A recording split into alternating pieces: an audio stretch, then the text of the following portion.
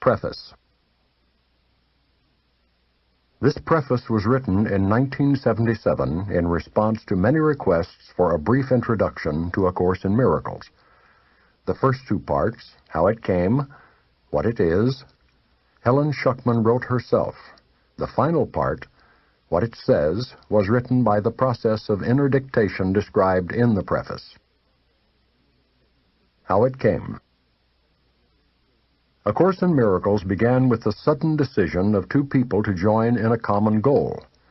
Their names were Helen Schuckman and William Thetford, professors of medical psychology at Columbia University's College of Physicians and Surgeons in New York City.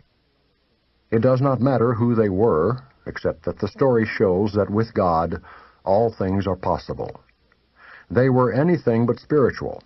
Their relationship with each other was difficult and often strained, and they were concerned with personal and professional acceptance and status.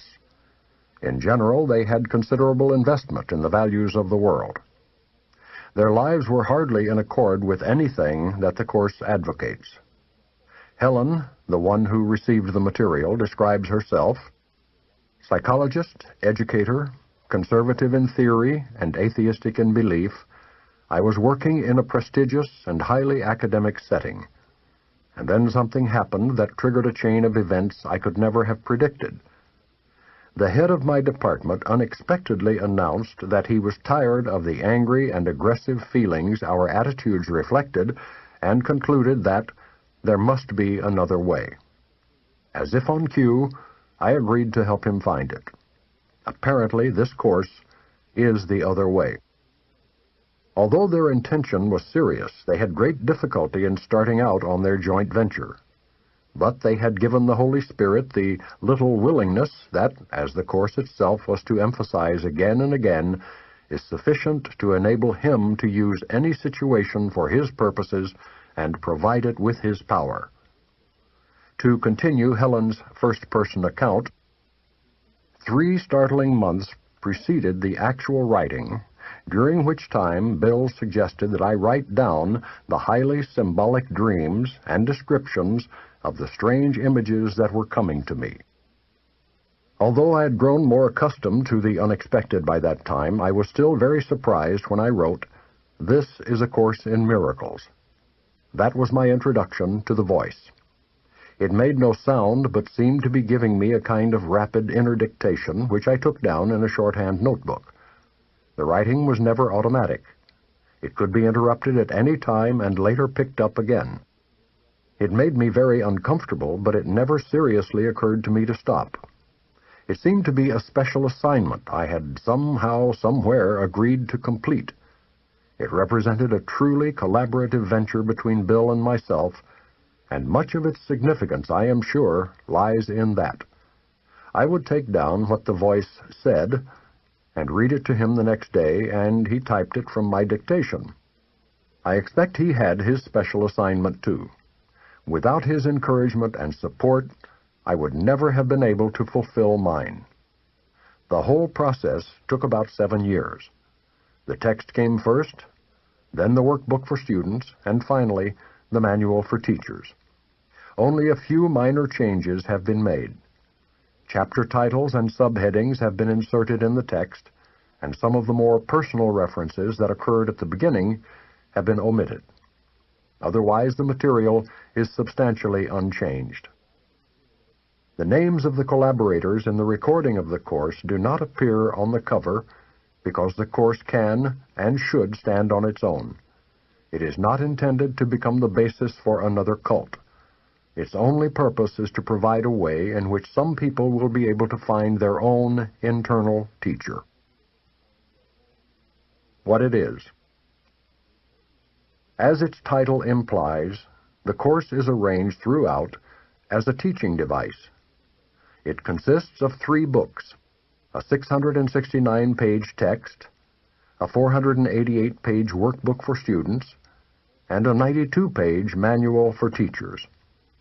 The order in which students choose to use the books and the ways in which they study them depend on their particular needs and preferences. The curriculum the Course proposes is carefully conceived and is explained step by step at both the theoretical and practical levels.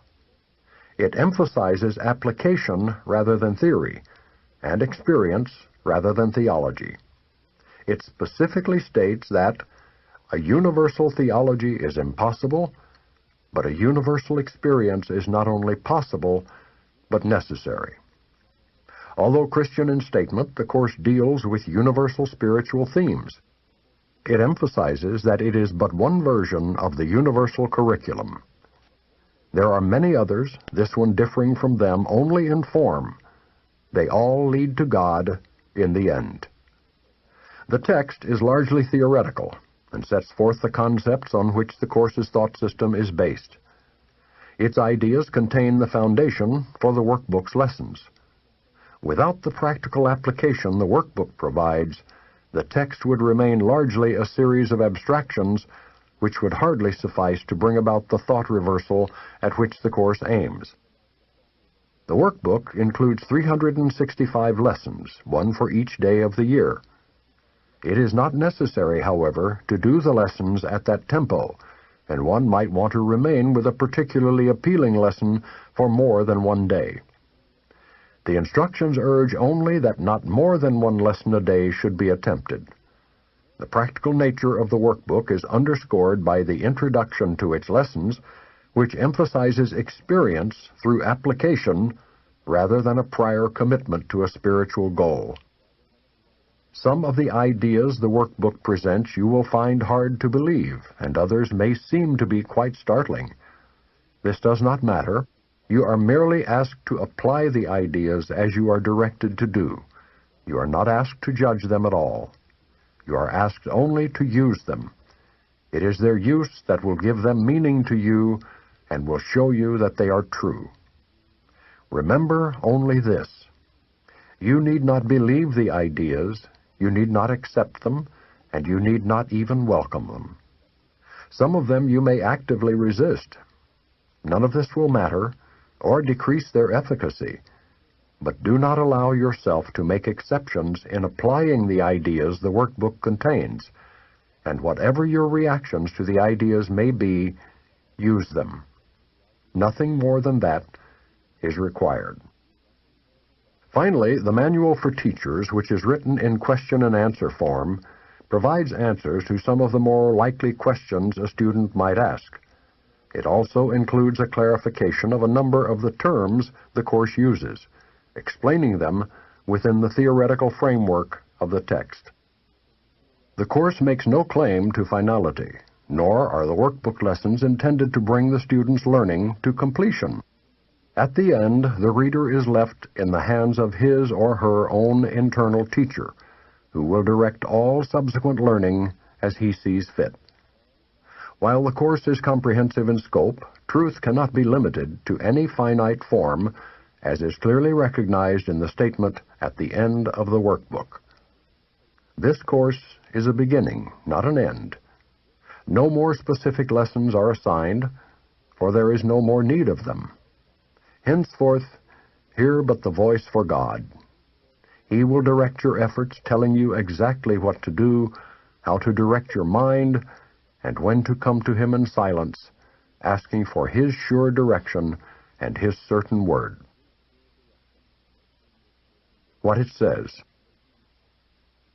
nothing real can be threatened, nothing unreal exists. Herein lies the peace of God.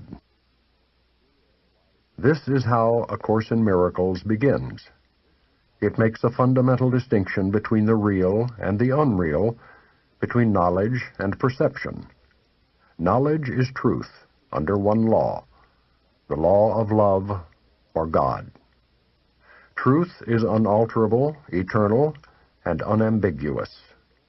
It can be unrecognized, but it cannot be changed.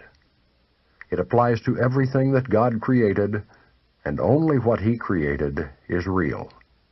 It is beyond learning because it is beyond time and process. It has no opposite, no beginning, and no end. It merely is. The world of perception, on the other hand, is the world of time, of change, of beginnings and endings. It is based on interpretation, not on facts. It is the world of birth and death, founded on the belief in scarcity, loss, separation, and death. It is learned rather than given, selective in its perceptual emphases, unstable in its functioning, and inaccurate in its interpretations. From knowledge and perception, respectively, two distinct thought systems arise which are opposite in every respect. In the realm of knowledge, no thoughts exist apart from God, because God and His creation share one will. The world of perception, however, is made by the belief in opposites and separate wills in perpetual conflict with each other and with God. What perception sees and hears appears to be real because it permits into awareness only what conforms to the wishes of the perceiver. This leads to a world of illusions, a world which needs constant defense precisely because it is not real. When you have been caught in the world of perception, you are caught in a dream. You cannot escape without help, because everything your senses show merely witnesses to the reality of the dream. God has provided the answer, the only way out, the true helper. It is the function of His voice, His Holy Spirit, to mediate between the two worlds. He can do this because, while on the one hand He knows the truth, on the other He also recognizes our illusions, but without believing in them. It is the Holy Spirit's goal to help us escape from the dream world by teaching us how to reverse our thinking and unlearn our mistakes. Forgiveness is the Holy Spirit's great learning aid in bringing this thought reversal about. However, the Course has its own definition of what forgiveness really is, just as it defines the world in its own way. The world we see merely reflects our own internal frame of reference, the dominant ideas, wishes, and emotions in our minds. Projection makes perception. We look inside first, decide the kind of world we want to see, and then project that world outside, making it the truth as we see it. We make it true by our interpretations of what it is we are seeing. If we are using perception to justify our own mistakes, our anger, our impulses to attack, our lack of love in whatever form it may take, we will see a world of evil, destruction, malice, envy, and despair. All this we must learn to forgive, not because we are being good and charitable, but because what we are seeing is not true. We have distorted the world by our twisted defenses, and are therefore seeing what is not there. As we learn to recognize our perceptual errors, we also learn to look past them, or forgive. At the same time, we are forgiving ourselves, looking past our distorted self-concepts to the self that God created in us and as us. Sin is defined as lack of love. Since love is all there is, sin in the sight of the Holy Spirit is a mistake to be corrected, rather than an evil to be punished. Our sense of inadequacy, weakness, and incompletion comes from the strong investment in the scarcity principle that governs the whole world of illusions. From that point of view, we seek in others what we feel is wanting in ourselves. We love another in order to get something ourselves. That, in fact, is what passes for love in the dream world. There can be no greater mistake than that, for love is incapable of asking for anything. Only minds can really join, and whom God has joined no man can put asunder. It is, however, only at the level of Christ's mind that true union is possible, and has, in fact, never been lost. The little I seeks to enhance itself by external approval, external possessions, and external love. The self that God created needs nothing. It is forever complete, safe, loved, and loving. It seeks to share rather than to get, to extend rather than project. It has no needs and wants to join with others out of their mutual awareness of abundance. The special relationships of the world are destructive, selfish, and childishly egocentric. Yet, if given to the Holy Spirit, these relationships can become the holiest things on earth, the miracles that point the way to the return to heaven. The world uses its special relationships as a final weapon of exclusion and a demonstration of separateness. The Holy Spirit transforms them into perfect lessons in forgiveness and in awakening from the dream. Each one is an opportunity to let perceptions be healed and errors corrected. Each one is another chance to forgive oneself by forgiving the other. And each one becomes still another invitation to the Holy Spirit and to the remembrance of God. Perception is a function of the body, and therefore represents a limit on awareness. Perception sees through the body's eyes and hears through the body's ears. It evokes the limited responses which the body makes. The body appears to be largely self-motivated and independent, yet it actually responds only to the intentions of the mind. If the mind wants to use it for attack in any form, it becomes prey to sickness, age, and decay. If the mind accepts the Holy Spirit's purpose for it instead, it becomes a useful way of communicating with others, invulnerable as long as it is needed, and to be gently laid by when its use is over. Of itself, it is neutral, as is everything in the world of perception. Whether it is used for the goals of the ego or the Holy Spirit depends entirely on what the mind wants. The opposite of seeing through the body's eyes is the vision of Christ, which reflects strength rather than weakness, unity rather than separation, and love rather than fear. The opposite of hearing through the body's ears is communication through the voice for God, the Holy Spirit which abides in each of us. His voice seems distant and difficult to hear, because the ego, which speaks for the little separated self, seems to be much louder. This is actually reversed. The Holy Spirit speaks with unmistakable clarity and overwhelming appeal. No one who does not choose to identify with the body could possibly be deaf to his messages of release and hope, nor could he fail to accept joyously the vision of Christ in glad exchange for his miserable picture of himself. Christ's vision is the Holy Spirit's gift, God's alternative to the illusion of separation and to the belief in the reality of sin, guilt, and death. It is the one correction for all errors of perception, the reconciliation of the seeming opposites on which this world is based.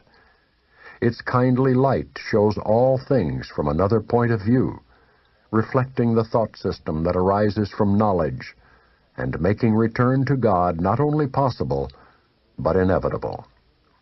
What was regarded as injustices done to one by someone else now becomes a call for help and for union. Sin, sickness, and attack are seen as misperceptions, calling for remedy through gentleness and love. Defenses are laid down, because where there is no attack, there is no need for them. Our brothers' needs become our own, because they are taking the journey with us as we go to God. Without us, they would lose their way. Without them, we could never find our own. Forgiveness is unknown in heaven, where the need for it would be inconceivable. However, in this world, Forgiveness is a necessary correction for all the mistakes that we have made. To offer forgiveness is the only way for us to have it, for it reflects the law of heaven that giving and receiving are the same. Heaven is the natural state of all the sons of God as He created them. Such is their reality forever. It has not changed because it has been forgotten. Forgiveness is the means by which we will remember. Through forgiveness, the thinking of the world is reversed. The forgiven world becomes the gate of heaven, because by its mercy we can at last forgive ourselves. Holding no one prisoner to guilt, we become free. Acknowledging Christ in all our brothers, we recognize His presence in ourselves. Forgetting all our misperceptions, and with nothing from the past to hold us back, we can remember God. Beyond this, learning cannot go. When we are ready, God Himself will take the final step in our return to Him.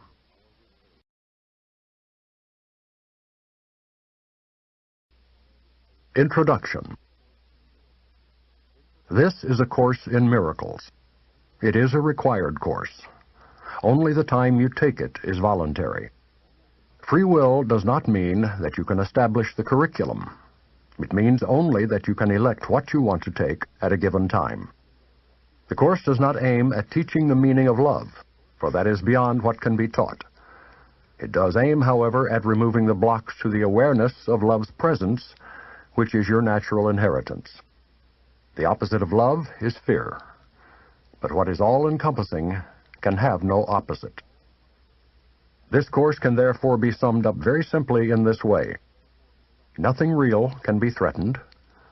Nothing unreal exists. Herein lies the peace of God.